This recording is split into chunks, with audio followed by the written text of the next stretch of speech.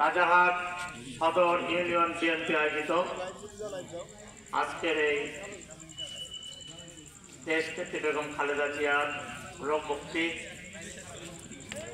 ছাত্র জনতার গণ অভ্যুত্থানে শাহাদত বরণকারীদের আত্মার মাগফিরাত কামনা এবং আহতদের সুস্থতা কামনায় আজকের এই আলোচনা সভার সম্মানিত সভাপতি রাজারহাট উপজেলা বিএনপি সংগ্রামী সভাপতি আশিকুল আলম টুটুল, আমাদের মাঝে উপস্থিত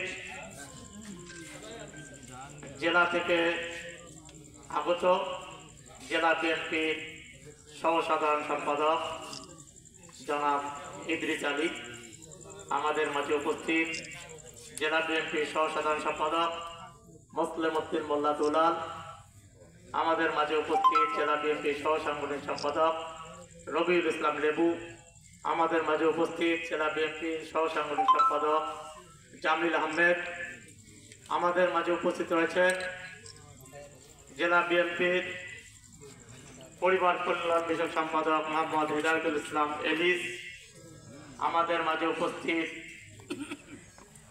জেলা বিএনপির সহপ্রচার বিষয়ক সম্পাদক মুফাজ্জল হক, আমাদের মাঝে উপস্থিত জেলা বিএনপির সহ সমাজ কল্যাণ বিষয়ক সম্পাদক মোহাম্মদ মিজানুর রহমান ফুকন, আমাদের মাঝে উপস্থিত জেলা কৃষক দলের আহ্বায়ক খলিলুর রহমান এবং ওলামা দলের আহ্বায়ক আমাদের ফজলুল হক। আজকে সহ সকল জেলা পর্যায়ের সম্মানিত নেতৃবৃন্দ, আমাদের মাঝে এখানে উপস্থিত রয়েছেন আজকের আলোচনার প্রধান বক্তা রাজারহাট উপজেলা বিএনপি সংগ্রামী সভাপতি আমাদের সকলের প্রিয় জনাব আনিসুর রহমান, আমাদের মাঝে উপস্থিত রাজারহাট উপজেলা বিএনপির সাধারণ সম্পাদক অত্যন্ত পরিশ্রমী শহীদুল ইসলাম, আমাদের মাঝে উপস্থিত অত্র এলাকার কৃতি সন্তান রাজারহাট উপজেলা বিএনপির সাংগঠনিক সম্পাদক আমার অত্যন্ত স্নেহের শহীদুল ইসলাম ব্যাপারী সহ রাজারহাট উপজেলা বিএনপির সকল পর্যায়ের সম্মানিত নেতৃবৃন্দ, সদর ইউনিয়ন বিএনপির সাধারণ সম্পাদক ইউনুস সহ সদর ইউনিয়ন বিএনপির সকল পর্যায়ের সম্মানিত নেতৃবৃন্দ, বিভিন্ন ইউনিয়ন ওয়ার্ড থেকে আগত আমার প্রাণপ্রিয় নেতাকর্মী ভাইরা, রাজারহাট উপজেলা বিএনপি অঙ্গ সহযোগী দল, ছাত্র দল, যুব দল, কৃষক দল, শ্রমিক দল, স্বেচ্ছাসেবক দল সহ কৃষক দল সহ সকল পর্যায়ের সম্মানিত নেতৃবৃন্দ, সম্মানিত আমার প্রাণপ্রিয় এলাকাবাসী, আসসালামু আলাইকুম রহমতুল্লাহ বারাকাতুহু। হিন্দু ভাইদের প্রতি হলো আদাব। আজকে অনেকক্ষণ থেকে আজকে আমাদের মিটিং চলছে, তা মহান রব্বুল আলামিন মুক্ত পরিবেশে আমাদেরকে সুন্দর একটি পরিবেশে এখানে আলোচনা করার তৌফিক দান করলেন। এই জন্য আমরা সকলেই মহান রব্বুল আলামিনের দরবারে অপরতে শুকর আদায় করি, শুকর আলহামদুলিল্লাহ। আমার মিটিংটা আমার কাছে খুব ভালো লাগছে, তার কারণটা হলো আমি যে উদ্দেশ্য নিয়ে আজকে এই আলোচনার ফোনটা করতে চেয়েছিলাম সেই উদ্দেশ্যটা আমার কাছে সফল হয়েছে। সেটি হলো আমি চেয়েছিলাম একটি প্ল্যাটফর্মে দলের নেতাকর্মীদের উদ্দেশ্যে কিছু কথা বলা। যেহেতু এত রাত পর্যন্ত এখানে সবাই উপস্থিত, আমার মনে হয় সবাই আমাদের দলীয় নেতৃবৃন্দ, তাই না? সবাই বিএনপি শুভাকাঙ্ক্ষী, বিএনপি পরিবারের আমরা সবাই, তাই না? আজকে আমরা দীর্ঘ 17 বছরের অধিক সময় একটি স্বৈরাচার সরকারের বিরুদ্ধে আন্দোলন সংগ্রাম করে আমরা আজকে আল্লাহ তাআলা আমাদেরকে এই জায়গায় নিয়ে এসেছে। অনেক কষ্ট, অনেক নির্যাতন, অনেক ত্যাগের বিনিময়ে আজকে বাংলাদেশ দ্বিতীয় স্বাধীন হয়েছে। আমরা বিএনপি করি, আমরা বরাবরই বলেছিলাম আমরা জনগণের রাজনীতি করি, আমরা জনগণের ভাগ্য উন্নয়নের রাজনীতি করি। আমরা বারবার বলেছিলাম বাংলাদেশের মানুষের কাছে, আমাদের কেন্দ্রীয় হয়ে শুরু করে গ্রাম পর্যায় পর্যন্ত আমরা বিএনপি ক্ষমতায় যাওয়ার রাজনীতি করি নাই। আমরা বলেছি আমরা ক্ষমতায় যাওয়ার রাজনীতি করব না, আমরা রাজনীতি করব বাংলাদেশের মানুষের অধিকার আদায়ের জন্য। আমরা বাংলাদেশের মানুষের ভোটের অধিকার হরণ হয়ে গিয়েছিল, আমরা এই জন্য আন্দোলন করেছিলাম। বাংলাদেশের দ্রব্যমূল্যের ঊর্ধ্বগতি ছিল, আমাদের দিন মজুরা একবেলা তাদের একদিনের মজুরের টাকা দিয়ে তাদের একবেলা খাবারও জোটে না। বাংলাদেশে কোনো স্বাধীনতা ছিল না, বাংলাদেশের মানুষের কথা বলার কোনো অধিকার ছিল না। বিরোধী দলের নেতা কর্মীদের উপর নির্যাতন চালানো হতো। আমরা বিএনপি করি, আমরা এই জনগণের পক্ষে কথা বলেছি বিদায় আমাদেরকে মিথ্যা মামলা দেওয়া হয়েছে। আমাদেরকে বাড়ি থেকে তুলে নিয়ে বিএনপি নেতা কর্মীদেরকে গুম করা হয়েছে। তাদের লাশ তার স্বজনরা ফেরত পায় নাই। এমনি একটি অবস্থায় আলেমদেরকে জেলে পড়ানো হয়েছে বিনা দোষে। আজকে আমাদের এলাকায় 98% মুসলমানদের দেশে আজকে আমরা স্বাধীনভাবে ওয়াজ মাহফিল করতে পারি নাই। এমনি একটি অবস্থায় আমরা সর্বশেষ ছাত্র জনতার গণ অভ্যুত্থানে এই খুনি হাসিনার পতন হয়েছে। মহান রব্বুল আলামিন প্রমাণ করে দিয়েছেন কোন অত্যাচারী শাসক অন্যায় করে এই অস্থায়ী দুনিয়ায় টিকতে পারবে না, সেটা প্রমাণ করে দিয়েছে। আমরা সেই জায়গা থেকে আমাদেরকে শিক্ষা গ্রহণ করতে হবে। আপনারা ইতিমধ্যে জেনেছেন আমরা বর্তমান একটি অন্তর্বর্তীকালীন সরকারের অধীনে দেশ পরিচালিত হচ্ছে। বিএনপি কিন্তু ক্ষমতায় যায় নাই। কবে ভোটের পরিবেশ তৈরি হবে, বাংলাদেশে কবে ভোট হবে, এটার কোনো নিশ্চয়তা নাই। আজকে বাংলাদেশের জনগণের মন জয় করে ভালোবাসা নিয়ে কিন্তু আমাদেরকে আগামীতে ইনশাআল্লাহ আল্লাহ যদি চায় আমাদের ক্ষমতায় আসতে হবে। তাহলে এই কারণে আমাদের অনেক দুঃখ আছে, কষ্ট আছে, আমাদের অনেক ব্যথা আছে, বেদনা আছে। তারপরেও আমরা সমস্ত কিছুকে ভুলে গিয়ে আমাদের দেশ নেত্রী বেগম খালেদা জিয়া, যাকে বিনা দোষে মিথ্যা মামলা দিয়ে জেলে পুরানো হয়েছিল, তাকে মৃত্যুর দিকে ধাবিত করা হয়েছিল। আমাদের দেশ নায়ক তারেক রহমানকে মিথ্যা মামলা দিয়ে বিদেশের মাটিতে পাঠানো হয়েছিল, বাংলাদেশের মাটিতে আসতে দেওয়া হচ্ছিল না। তারপরও দলের হাইকমান্ড দেশ নেত্রী বেগম খালেদা জিয়া, তারুণ্যের অহংকার তারেক রহমান, আমাদের দলের মহাসচিব ভারপ্রাপ্ত চেয়ারম্যান মির্জা ফখরুল ইসলাম আলমগীর বারবার স্টেটমেন্ট দিচ্ছেন অতি উৎসাহী হবেন না, মানুষের জনগণের জানমালের নিরাপত্তা ক্ষতি করবেন না, দলের ভাবমূর্তি নষ্ট হয় এমন কোন কাজ আপনারা করবেন না। ইতিমধ্যে আপনারা প্রমাণ পেয়েছেন অনেক ত্যাগ, অনেক মিথ্যা মামলা, জেল জুলুম খেলেছে যে সমস্ত নেতা একটি ভুল বক্তব্য দেওয়ার কারণে তাদের পদ স্থগিত করা হয়েছে। এটা হলো বিএনপির নেতাদের জন্য মেসেজ, সতর্ক বার্তা। শুধু ওই ঘটনা থেকে আপনাকে বুঝতে হবে আমাদেরকে কিভাবে চলতে হবে, আমাদেরকে কিভাবে চলতে হবে। আমি নেতা কর্মীদের উদ্দেশ্যে বলতে চাই, আপনারা ওই সমস্ত চিন্তা ভাবনা করেন, সেন্টিমেন্ট বোঝেন। জনগণের জানমালের বিএনপির ভাবমূর্তি ক্ষুণ্ণ হয় এমন কোন ঘটনায় আপনারা জড়িত হবেন না। আজকে এখানে আমি একটি বিবৃতি দেখলাম, বিএনপি এত সূক্ষ্মভাবে, এত সুন্দরভাবে দল পরিচালনা করতে চাচ্ছে। আওয়ামী লীগের এই অবস্থা দেখে, আওয়ামী লীগের এই ভরাডুবি, আওয়ামী লীগের এই দুঃশাসন দেখে আজকে বিএনপির নেতারা আজকে সজাগ হয়েছে। তারা আজকে একটা স্টেটমেন্ট দিয়েছে, আমরা যে গাড়ির বহর নিয়ে আসি, আগামীতে আমরা গাড়ির বহরও নিতে পারবো না। গাড়ির বহর নিলে জনগণের যার পণ্য ক্ষতি হয়, যা চলাচলের অভাব হয়, এই কারণে আজকে একটা বিবৃতি দিচ্ছে। গতকালকে বিবৃতি আজকে পেলাম, গাড়ির বহরও আমাদের দেওয়া যাবে না। তাহলে বোঝেন কোন বিলবোর্ড, কোন ফেস্টুন আমরা দিতে পারবো না। তাহলে বোঝেন হাইকমান্ড কত সূক্ষ্মভাবে ঠান্ডা মাথায় তারা পরিকল্পনা করে আজকে দল পরিচালনা করতে চাচ্ছে। এই ব্যবস্থা থেকে আপনাদেরকে বুঝতে হবে। এই ব্যবস্থা থেকে না বোঝেন, আজকে আমি যতই ভালো কথা বলি না কেন, আমি যত সৎভাবে চলি না কেন, আমি যত আদর্শের কথা বলি না কেন, যেহেতু আমাদের নেতৃত্বে আপনারা রাজনীতি করেন, আপনারা যদি কোনো খারাপ কাজ করেন সেই দায়িত্ব আমাদের উপর আসবে। সেই খারাপের নেতাও কিন্তু আমি হয়ে গেলাম, সেটা আপনাদেরকে বুঝতে হবে। তাই আমি উদাত্ত আহ্বান জানাবো, আমরা চাই না দীর্ঘদিন আমরা রাজনীতি করেছি, কষ্ট করেছেন, দুঃখ করেছেন, আর কোন ভুল কাজ করার কারণে আমাদেরকে কোন ধরনের দলীয় সিদ্ধান্ত আমাদের উপর চাপিয়ে দেওয়া হয়, এটা আমরা চাই না। তাই নেতা কর্মীরা আপনাদের প্রতি উদাত্ত আহ্বান থাকবে, আপনারা জনগণের মন জয় করার চেষ্টা করবেন, জনগণের ভালোবাসার চেষ্টা করবেন।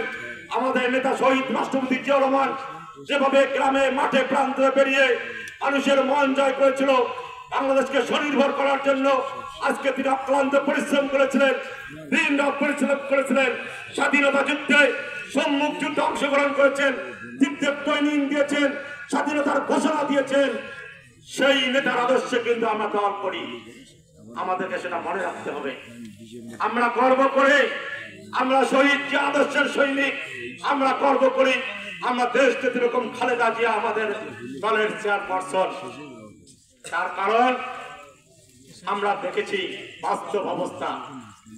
আমাদের নেত্রী দেশ যেরকম খালেদা জিয়া 1/11-এর সময় যখন নেত্রীকে সেই সময় ফখরুদ্দিন মঈনুদ্দিন প্রস্তাব দিয়েছিল, আপনি বিদেশের মাটিতে পালিয়ে যান, আপনার কোনো ক্ষতি হবে না, আপনার সন্তানদের কোনো ক্ষতি হবে না।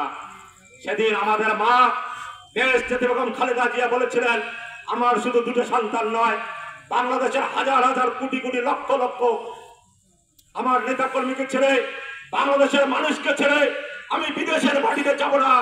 আমার দুটি সন্তান না, বাংলাদেশের মানুষ আমার, এদেরকে ছেড়ে আমি যেতে পারবো না।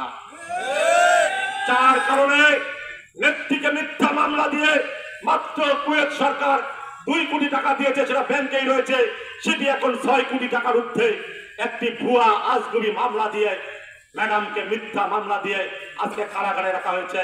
আজকে আমরা জানি বাংলাদেশে অনেক নজির আছে, দৃষ্টান্ত রয়েছে, চোর ডাকাত দুর্নীতিবাদদের রায় করে সাজা হয়েছে, তাদেরকে জামিন দিয়ে বিদেশে চিকিৎসার ব্যবস্থা করা হয়েছে। আর আমাদের মা দেশ যেরকম খালেদা জিয়া 3 বারের প্রধানমন্ত্রী, স্বাধীনতার ঘোষকের স্ত্রী, রাষ্ট্রপতির স্ত্রী, তাকে চিকিৎসার জন্য বিদেশে পাঠানো হয় নাই, দিলে দিলে মৃত্যুর দিকে ধাবিত করা হয়েছে। কিন্তু তারপরও আমাদের মা দেশ যেরকম খালেদা জিয়া অন্যায়ের কাছে আপোষ করেন নাই বিধায় তার 2 সন্তানের উপর নির্যাতন হয়েছে। একটি সন্তান অকালে মৃত্যুবরণ করেছেন, তারেক রহমান বিদেশের মাটিতে অনেক দিন তাকে চিকিৎসা নিতে হয়েছে, তাকে চিকিৎসা নিয়ে সুস্থ হতে হয়েছে। তাহলে আমরা আমাদের নেত্রী সেদিন আমাদেরকে ছেড়ে চলে যায় নাই, এজন্য আমরা আজকে অহংকার করি, গর্ব করে। পাশাপাশি আমরা কি দেখলাম, আওয়ামী লীগের সভানেত্রী তার দলের সাধারণ সম্পাদক ঘোষণা দিয়েছিলেন শেখ হাসিনা পালাবে না। আমরা কি দেখলাম, আওয়ামী লীগের নেতা কর্মীদেরকে ছেড়ে, বাংলাদেশের মানুষকে ছেড়ে তিনি পালিয়ে গেলেন, এই দেশ থেকে ভারতে পালিয়ে গেলেন। এই হলো আমাদের নেত্রী আওয়ামী লীগের সভানেত্রীর পার্থক্য। যারা আওয়ামী লীগ করেন তৃণমূল পর্যায়ে, তাদের উদ্দেশ্যে বলতে চাই, আপনাদের লজ্জা হওয়া উচিত। এই রকমের একটি স্বার্থপর নেত্রীর নেতৃত্বে আপনারা আওয়ামী লীগ করেন, আপনাদেরকে একটু বোঝা দরকার। যে নেত্রী বাংলাদেশের মানুষকে ছেড়ে পালিয়ে যায়, যে নেতৃত্বে দলের নেতা কর্মীকে ছেড়ে পালিয়ে যায়, তার চরিত্র কেমন হতে পারে আপনারা সকলেই জানেন। আমাদের আজকে দুঃখ লাগে, কষ্ট লাগে, বাংলাদেশ এমন একজন প্রধানমন্ত্রীর মাধ্যমে দেশ পরিচালিত হয়েছে, যে নেত্রী আয়না ঘরের মধ্যে একটি নির্যাতন কারখানা তৈরি করে মানুষকে গুম করেছে, হত্যা করেছে, নির্যাতন করেছে। যারা আয়না করেছিল, যাদেরকে আল্লাহ হেফাজত করেছেন, তারা আজকে মুক্ত হয়েছে, বর্ণনা দেন। আমাদের অবাক লাগে, আমরা হতবাক হয়ে যাই, আমাদের কথা বলার কোনো ভাষা থাকে না, শুধু মনে হয় এমন একজন নিষ্ঠুর মনের অধিকারী, তিনি বাংলাদেশকে শাসন করেছেন নির্বিচারে। 1000 অধিক মানুষকে তারাই ছাত্র জনতার গণ অভ্যুত্থানে নির্বিচারে হত্যা করেছে সেই অবৈধ প্রধানমন্ত্রীর নির্দেশে। তাই আজকে আমি বলবো, একটি অবস্থায় বাংলাদেশ নতুন করে স্বাধীন হয়েছে। আমরা যারা বিএনপি করি, আমরা এখনো বিরোধী দল। আমাদেরকে ক্ষমতায় যেতে গেলে আমরা মানুষের মঙ্গলের রাজনীতি করি, আমরা দেশের কল্যাণের রাজনীতি করি। আমাদেরকে ক্ষমতায় যেতে গেলে মানুষের ভালোবাসা অর্জন করে, মানুষের ভোট নিয়ে তারপরে আমাদেরকে ক্ষমতায় যেতে হবে। সেজন্য আমি আজকের এই দলীয় নেতা কর্মীদের উদ্দেশ্যে বলবো, আমাদের মেসেজ পরিষ্কার, আপনারা কোন দলের ভাবমূর্তি করলে হয় এমন কোন ঘটনার সঙ্গে লিপ্ত হবেন না। আপনার দলকে মানুষের মাঝে নিয়ে যাবেন, মানুষের ভালোবাসা অর্জন করবেন, মানুষের ভালোবাসা নিয়ে রাজনীতি করবেন, ইনশাআল্লাহ আমি মনে করি এটার মধ্যে সার্থকতা রয়েছে। আল্লাহ তাআলার রহমত আসবে এবং সেটাই হবে সবচেয়ে একটা রাজনৈতিক দলের জন্য গর্বের বিষয়।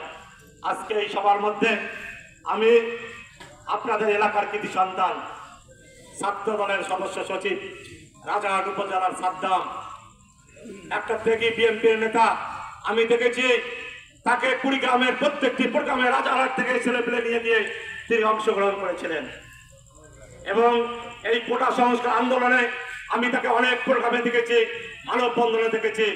তার উপর 5 তারিখে যে নির্মমভাবে সন্ত্রাসীরা, আওয়ামী সন্ত্রাসীরা তার উপর নির্যাতন করলো, আমি অবিলম্বে ওই সমস্ত সন্ত্রাসীদের গ্রেপ্তারের দাবি জানাচ্ছি। আজকে রাজারহাটে দীর্ঘ সময় আমরা আইন হাতে তুলে নেব না, আমরা যারা সন্ত্রাসী কর্মকাণ্ড করছে তাদের আমরা আইনের মাধ্যমে বিচার দাবি করছি।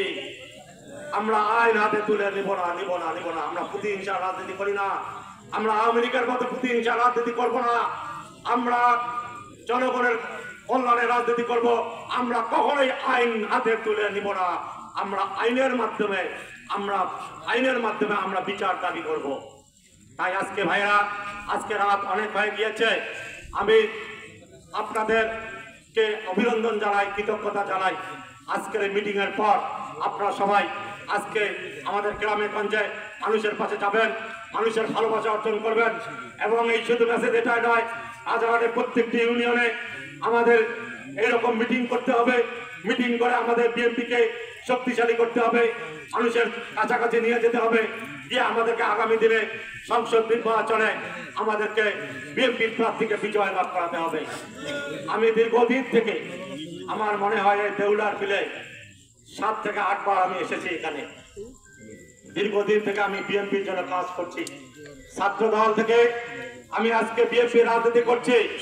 আমি যখন ছাত্র দল করতাম তখন আমাদেরকে যারা ভালোবাসত, আমাদের যারা মুরব্বীরা আছেন, গ্রামবাসী রয়েছেন, আমাদের যারা অভিভাবক, তারা আমাকে বলতেন, আমি যখন ছাত্র দল করেছিলাম, আমার মনে হয় আমার এই কুড়িগ্রাম সদর আসনে যারা ছাত্র দল করেছিল, বিএনপি করেছিল, বিএনপির পরিবার যারা, আমার মতো একটি প্রশ্নের সম্মুখীন সবাইকে হতে হতো। আমাকে জনগণ বলতো, আমাকে যারা ভালোবাসতো তারা বলতো, বাবা তোমার দল তো অনেক ভালো, তোমার নেতা ভালো, শহীদ রাষ্ট্রপতি জিয়া রহমান ভালো, তোমার নেত্রী ভালো, কিন্তু তোমার সদর আসনে কে নির্বাচন করবে? তোমার সদর আসনের অভিভাবক কে তোমার আগামী দিনে এই কুড়িগ্রাম সদর আসনে নির্বাচন করবে? তাদের কথায় আমার মাথা নিচু হয়ে যেত, আমি কোনো উত্তর দিতে পারতাম না। তখন থেকে আমি মনে মনে প্রতিজ্ঞা করেছিলাম, আমি যদি বিএনপি রাজনীতির সঙ্গে জড়িত হই, তাহলে আমি এই এলাকার কুড়িগ্রাম সদর আসনের বিএনপিকে ঐক্যবদ্ধ করে তৃণমূল পর্যন্ত আমি গিয়ে মানুষের মন জয় করে, আমি বিএনপিকে ঐক্যবদ্ধ করে, আমি বিএনপিকে একটা জায়গায় জনগণের কাছাকাছি নিয়ে যাওয়ার চেষ্টা করব। আমার মতো আমি যে কথা শুনেছি সেই কথা দিয়ে এই প্রজন্মের কোনো সন্তান, কোনো বিএনপির কর্মীরা যেন জনগণের কাছে শুনতে না হয়, তোমার বিএনপির অভিভাবককে কে তোমার কুড়িগ্রামের বিএনপি নির্বাচন করবে।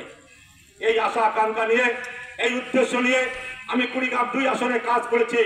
আপনারা আমাকে সহযোগিতা করেছেন, অর্থনৈতিকভাবে অনেক ক্ষতিগ্রস্ত হয়েছেন, বিএনপির অনেক মিটিং করেছেন, জনসভা করেছেন, অনেক ভাবে আপনারা কষ্ট করেছেন, আপনাদেরকে আমি কষ্ট দিয়েছি। আপনারা আমার জন্য যে সহযোগিতা করেছেন, দলের জন্য যে কষ্ট করেছেন, যেভাবে আমাকে ভালোবাসা দিয়েছেন, আমাকে উৎসাহ দিয়েছেন, আমাকে সাহস জুগিয়েছেন, এই ঋণ আমি আপনাদের কোনোদিনও শোধ করতে পারবো না। আপনাদের ঋণ আমি কোনোদিনও শোধ করতে পারবো না। কিন্তু আপনাদেরকে এতটুকু বলতে পারি, আপনারা বিবেক দিয়ে, যে ভালোবাসা দিয়ে দলের জন্য, আমার জন্য আপনারা কষ্ট করেছেন, ইনশাআল্লাহ আপনাদের দোয়া সহযোগিতা নিয়ে আল্লাহ তাআলা যদি আগামী দিনে বিএনপি ভোটের পরিবেশ তৈরি হয়ে বিএনপি নমিনেশনে আমি একজন নমিনেশন প্রার্থী, আমি আপনাদের দোয়া চাই, সহযোগিতা চাই। আপনারা আমার জন্য দোয়া করবেন। আল্লাহ তাআলা যদি বিএনপি থেকে নমিনেশন নেওয়ার তৌফিক দান করেন, আমাকে যদি আপনাদের সাথে নিয়ে কাজ করার তৌফিক দান করেন, ইনশাআল্লাহ আমি এতটুকু কথা দিতে পারি, আমার ব্যবহার, আমার কাজ, আমার কর্মে আপনারা কখনো ছোট হবেন না। আপনারা গর্ব করে বলতে পারবেন এমন একটি নেতার জন্য কাজ করেছি, সে আমাদেরকে জনগণের কাছে কখনো ছোট করে নাই। আমি আমার জীবনকে কুড়িগ্রাম 2 আসনের মানুষের জন্য উৎসর্গ করে দেব ইনশাআল্লাহ। আমি আমার পরিবারকে বলেছি, আমার স্ত্রী সন্তানদেরকে বলেছি, তোমরা আমাকে এখন যেরকম দেখছো, এখন তোমরা যেভাবে আমাকে পাচ্ছ, আল্লাহ যদি আমাকে ওই জায়গায় কখনো নিয়ে যাওয়ায়, তোমরা আমাকে হয়তো ওইভাবে আর পাবে না। আমার ইচ্ছা, মানুষ চিরজীবন বেঁচে থাকে না, আমার একদিন মৃত্যু হবে। আমার মৃত্যু যেদিন হবে সেদিন যেন আমার কর্ম এই এলাকার মানুষ মনে রাখে, এই এলাকার মানুষ চোখের পানি ফেলে আমার জন্য দোয়া করে। এটাই আমার কর্ম, আমার ইচ্ছা। আমি এই উদ্দেশ্য নিয়ে কাজ করি। আমি আমার নিজের স্বার্থ নিয়ে এই জন্য আমি কাজ করছি না, আমি দলের জন্য কাজ করছি, এই কুড়িগ্রাম মানুষের উন্নয়নের জন্য কাজ করছি। তার কারণ দুইবার বিএনপি ক্ষমতায় ছিল, আমরা কুড়িগ্রাম থেকে আমরা বিএনপির জন্য আসল উপহার দিতে পারি নাই। বিএনপি ক্ষমতায় ছিল, আমরা কোনো আসল উপহার দিতে পারি নাই। এই এলাকার একটা জনপ্রতিনিধি, একটা দল যদি ক্ষমতায় থাকে, সেই জনপ্রতিনিধি একটি এলাকার উন্নয়নের জন্য কতটা গুরুত্বপূর্ণ সেটা আমরা বুঝি। তাই আমরা আপনাদের প্রতি উদাত্ত আহ্বান দেবো, আমরা বিএনপি করি, আমরা জনগণের কল্যাণের রাজনীতি করি। আজকে ইনশাআল্লাহ আগামীতে যদি বিএনপি ক্ষমতায় যায়, আর আমরা যদি এই আসন থেকে বিএনপির কোন জনপ্রতিনিধি উপহার দিতে না পারি, তাহলে আমাদের রাজনীতি কোনো সার্থকতা থাকবে না। আমরা এলাকার জনগণের জন্য কোনো কাজ করতে পারবো না। সেই উদ্দেশ্য নিয়ে আমি বলবো, আপনারা অনেক কষ্ট করেছেন, আপনারা ধৈর্য ধরেন, ধৈর্য ধরে আপনারা কাজ করেন। আমি যেটা চাওয়া পাওয়া, মৃত্যুর পরে এলাকার মানুষজন আমাকে মনে রাখে। আমি মনে করি বিএনপির প্রতিটি নেতা কর্মীকে এটাই মনে রাখা উচিত। আমি এমন ভাবে দল করব, আমি একটি ওয়ার্ড পর্যায়ে থেকে শুরু করে আমি এবং উচ্চ পর্যায়ে আমরা সকলেই দল করব, চলাফেরা এমন ভাবে করব, মুরব্বীকে থেকে সালাম দেব, জনগণের পাশে গিয়ে দাঁড়াবো। প্রত্যেকের মৃত্যুর পর ওই এলাকার জনগণ যেন বলে মানুষটি ভালো ছিল, চোখের পানি ফেলে তারা যেন দোয়া করে। এটি প্রত্যেক রাজনীতিবিদের এইটাই কামনা করা উচিত। সেজন্য আমি আপনাদেরকে যদি অনেক কষ্ট দিয়ে দিই আমার ব্যবহারে, আমাকে আপনারা ক্ষমা করে দেবেন। আমি অনেকভাবে আজকে বিএনপিকে তৃণমূল থেকে আজকে বিএনপির জন্য কাজ করছি, এজন্য আপনারা আমাকে সহযোগিতা করবেন, আপনারা আমার জন্য আমাকে সহযোগিতা করবেন, দলের জন্য কাজ করবেন। আমি আপনাদের কষ্ট দিয়ে থাকলে আমার জন্য আমাকে ক্ষমা করে দেবেন। আমি আমার নিজের স্বার্থের জন্য কিছুই করছি না, আমি করছি জনগণের জন্য। আমি চেষ্টা করছি দলকে ঐক্যবদ্ধ করার জন্য। আজকে অনেকেই না বুঝে আজকে আমাদের কুড়িগ্রামে অনেক ষড়যন্ত্র করছে। আমি তাদের উদ্দেশ্যে বলতে চাই, আমি কারো বিপক্ষে নই, তাদের প্রতি আহ্বান জানাবো, আসুন একটা প্ল্যাটফর্মে কুড়িগ্রামে আমরা কাজ করি, একটা প্ল্যাটফর্মে কাজ করে আমরা দলের জন্য কাজ করি। দলের মধ্যে কোনো বিশৃঙ্খলা করবেন না। বিশৃঙ্খলা করতে গেলে আগামীতে আপনাদেরকে জবাব দিতে হবে জনগণের কাছে। তাই আমি অনেক কথা বলে ফেললাম, ইনশাআল্লাহ আগামীতে দেখা হবে। এখানে আরো অনেক সিনিয়র নেতৃবৃন্দ, অ্যাডভোকেট শফিকুল আছে, আমাদের সিনিয়র সহসভাপতি সহ অনেক নেতৃবৃন্দ আছেন, তাদেরকে আমি এখানে উপস্থাপন করতে পারিনি, অনেকের নাম বলতে পারিনি। আর আপনাদেরকে যে কষ্ট দিলাম, আজকের অভিজ্ঞতা আমি উপজেলা বিএনপি নেতৃবৃন্দকে বলবো, আগামীতে মিটিং হলে আসরের পরে করিয়ে, আসর থেকে শুরু হবে, এসার আগে শেষ হয়ে যাবে, নাহলে মানুষকে এত কষ্ট দেওয়া যাবে না। আজকে কষ্ট দেওয়া যাবে না, এটা মাথায় রেখে আগামীতে মিটিংগুলো এইভাবে করিয়েন, সময় মতো করিয়েন। আপনারা যদি মনে করেন আমাকে সময় মতো আসতে হবে, আমি ইনশাআল্লাহ সময় মতো আপনাদের মাঝে হাজির হয়ে যাব। সকলেই ভালো থাকুন, সুস্থ থাকুন। মহান রব্বুল আলামিন আপনাদের পরিবারের সমস্ত অভাব অনটন দূর করে দিয়ে আল্লাহ তাআলা যেন অস্থায়ী দুনিয়ায় সকলকে সুখে শান্তিতে বসবাস করার তৌফিক দান করেন, এই দোয়া করি। আজকে আপনারা কষ্ট করে, আপনাদেরকে কষ্ট দেওয়ার জন্য আমরা দুঃখিত। আপনাদের মূল্যবান সময় নষ্ট করে এই কষ্টটা করলেন, এই জন্য আমাদেরকে ক্ষমা করে দেবেন, আবারও ক্ষমা করে দেবেন। এবং আজকে যে ইউনিয়ন বিএনপি আমাদের শহীদুল মেম্বার সহ যারা আজকে অক্লান্ত পরিশ্রম করে এই সভাটিকে সাফল্য মণ্ডিত করেছেন, সকলকে আমার পক্ষ থেকে, জেলা বিএনপির পক্ষ থেকে প্রাঞ্জল অভিনন্দন, কৃতজ্ঞতা জানিয়ে আমি আমার বক্তব্য এখানে শেষ করছি। ধন্যবাদ সবাইকে। আসসালামু আলাইকুম রাহমাতুল্লাহি ওয়া বারাকাতুহু। শহীদ যে অমর দেশনেত্রী বেগম খালেদা জিয়া জিন্দাবাদ, তারুণ্যের অহংকার তারেক রহমানের গিয়ে চলো, আমরা আছি তোমার সাথে। ধন্যবাদ সবাইকে। আসসালামু আলাইকুম রাহমাতুল্লাহি ওয়া বারাকাতুহু।